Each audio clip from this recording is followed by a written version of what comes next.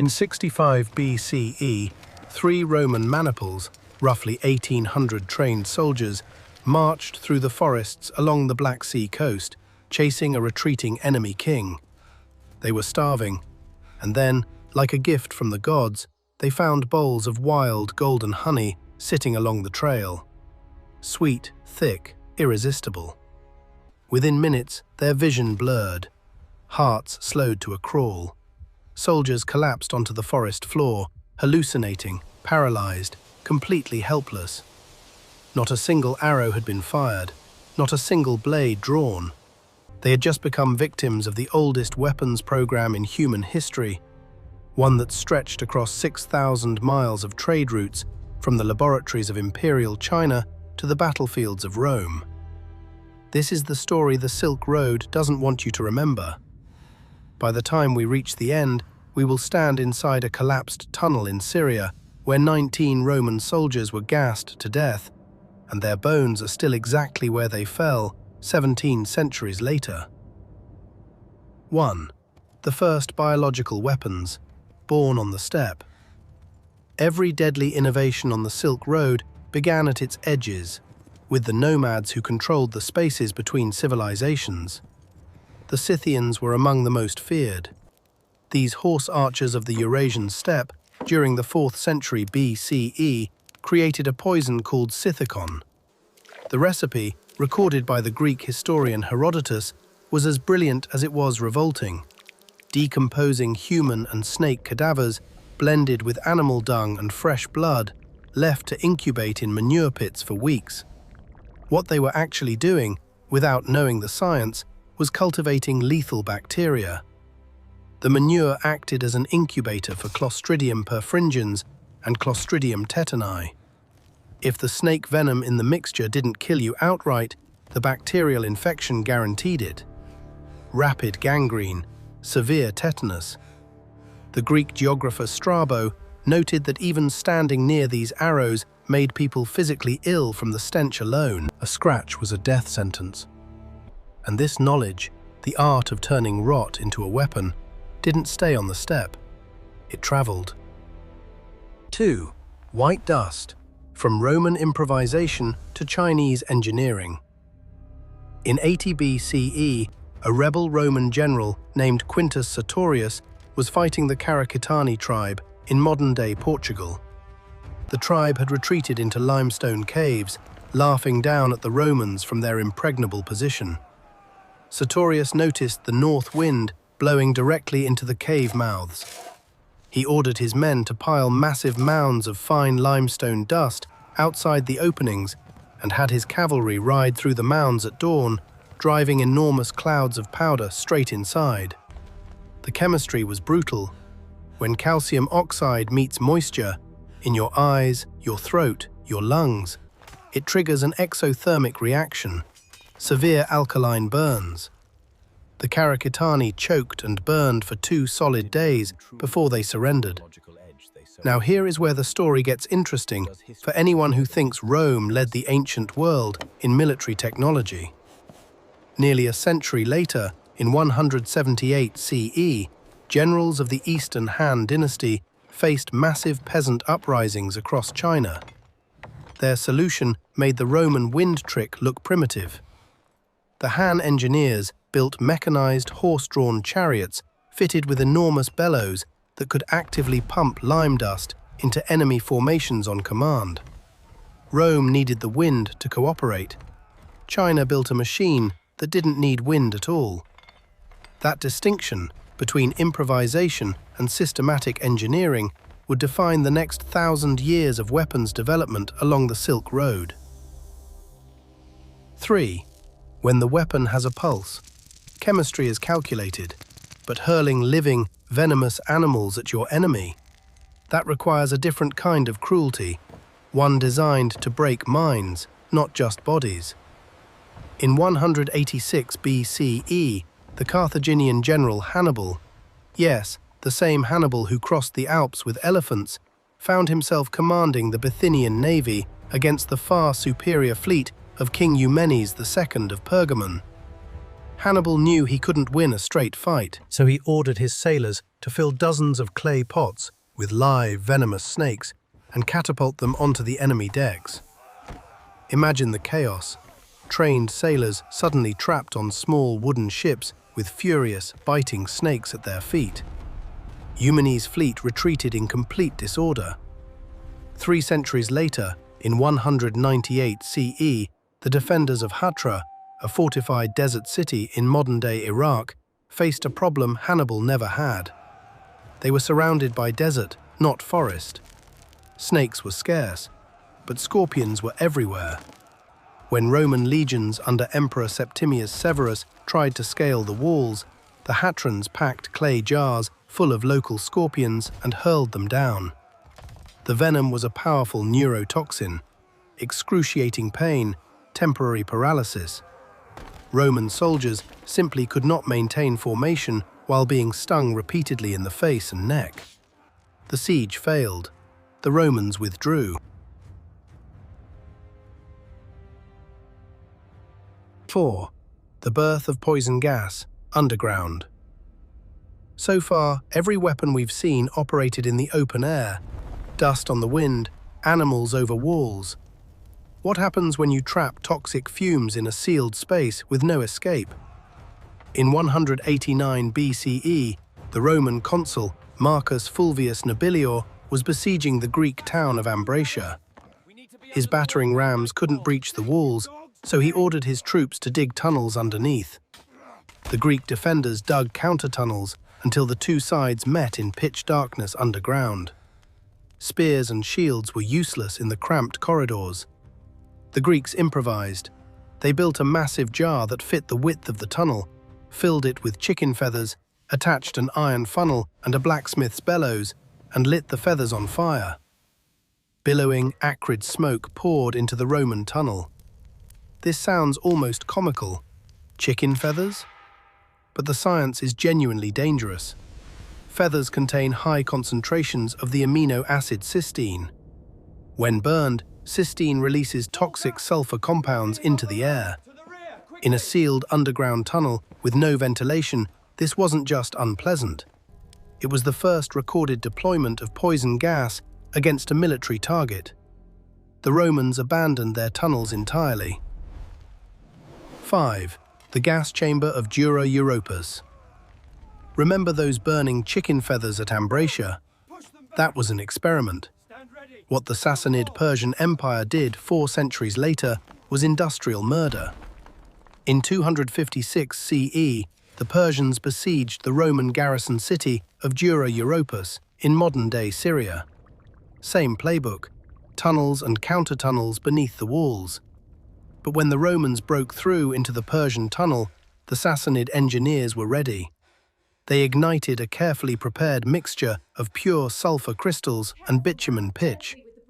This combination didn't just make smoke, it produced concentrated sulfur dioxide gas. When inhaled, sulfur dioxide reacts with the moisture in your respiratory tract and forms sulfurous acid, literally dissolving lung tissue from the inside out. In a narrow, sealed tunnel, there was nowhere to run. In the 1930s, archaeologists excavating the site made a discovery that still haunts the field. Stacked neatly inside the collapsed tunnel were the skeletal remains of 19 Roman soldiers, their armor still intact, positioned as if they had died mid-stride. Beside them lay a single Persian soldier, most likely the man who lit the fire and couldn't escape in time. Laboratory analysis in 2009 confirmed heavy residues of sulfur dioxide in the tunnel walls. It remains the most undeniable archaeological evidence of ancient chemical warfare ever uncovered. 19 skeletons sealed in the dark for 1700 years, telling us exactly what happened. 6. The Poisoner King and his weaponized bees. Now we return to the honey, to the forests of the Black Sea, to the 1800 Roman soldiers who never saw the real weapon. The man behind that trap was King Mithridates VI of Pontus, known to history as the Poisoner King. Mithridates was obsessed with toxicology. He surrounded himself with physicians, tested poisons on condemned prisoners, and famously took small daily doses of various toxins to build personal immunity. He was, in many ways, the first pharmacological researcher in recorded history. In 65 BCE, retreating from the Roman general Pompey, Mithridates ordered his allies, a mountain tribe called the Heptacomitae, to gather bowls of local honey and leave them along the path of the advancing Roman column. The soldiers found the honey and ate greedily. What they didn't know, the bees in this specific region of the Black Sea fed almost exclusively on the nectar of Rhododendron ponticum. This plant produces granotoxins, neurotoxins that bind to sodium ion channels in human cell membranes and prevent them from closing.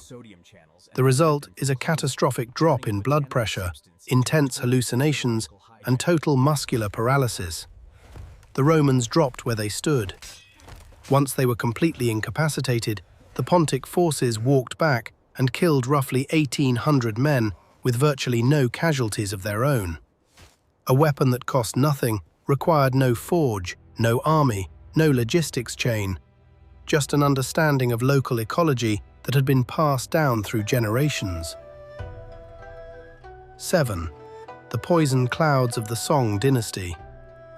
While Europe in the 11th century was still fighting primarily with iron swords, crossbows, and wooden siege towers, China had already entered an entirely different era of warfare, one built on chemistry. In 1044, Chinese military scholars compiled the Wujing Zongyao, one of the most remarkable military texts in human history. Buried inside this compendium are the earliest known written formulas for gunpowder.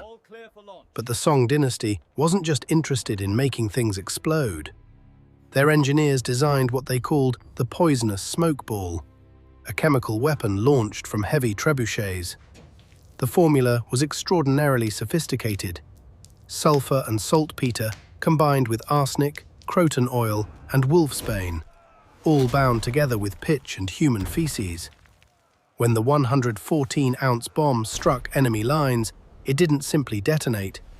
It vaporized the arsenic and botanical toxins into a sprawling, lethal cloud that seeped into eyes, lungs, and open wounds. The level of chemical knowledge required to balance explosive force with toxic dispersal, to make a bomb that spreads poison instead of just shrapnel, puts the Song dynasty centuries ahead of anything Europe would develop. And the engineers kept pushing. 8. The world's first automated landmines. Imagine crossing a quiet, empty field. The ground beneath your feet suddenly erupts. Shrapnel tears through your legs, and every fragment is coated in poison. Long before any modern conflict, the Ming Dynasty invented the world's first automated chemical landmines. Recorded in the 14th century military manual known as the Hualongjing, these devices were masterworks of lethal engineering. Each mine used a self-tripping steel wheel mechanism. When an enemy soldier or horse stepped on the concealed trigger, steel wheels struck sparks that ignited a network of underground gunpowder fuses. But the true horror was inside the casing. The military alchemist Jiao Yu designed the mines to be packed with iron pellets and broken porcelain, all coated in a specialized toxic compound.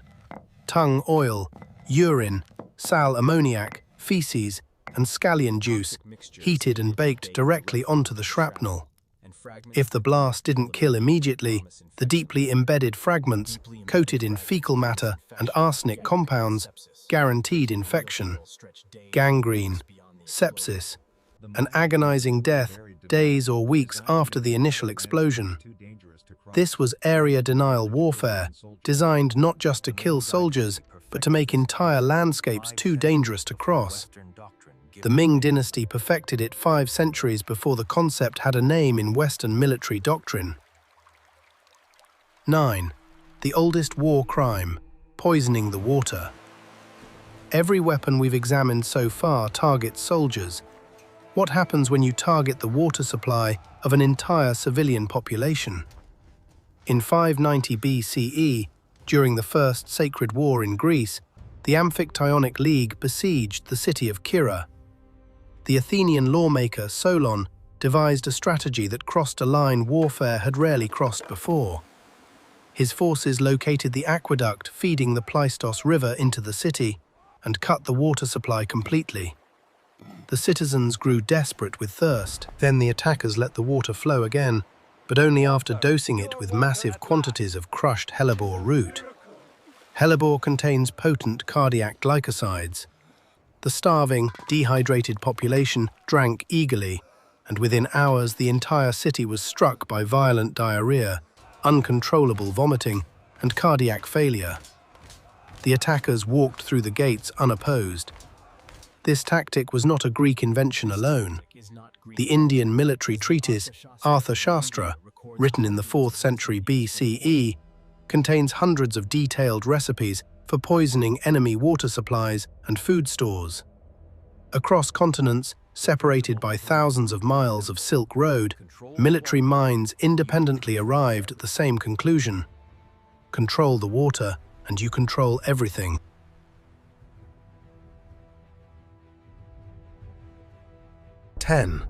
The siege that changed human history. Everything before this moment was local. One city, one army, one battle. What happened at Caffa in 1346 reshaped the entire world. The Mongol Golden Horde, led by Commander Yani Beg, was besieging the Genoese trading port of Caffa on the Crimean Peninsula. Caffa sat at a critical junction of the Silk Road, the point where goods, ideas and people flowed between Asia and Europe. It was one of the most cosmopolitan cities on Earth. As the siege dragged on, a devastating illness struck the Mongol camp. Soldiers developed swollen black lymph nodes in their armpits and groins.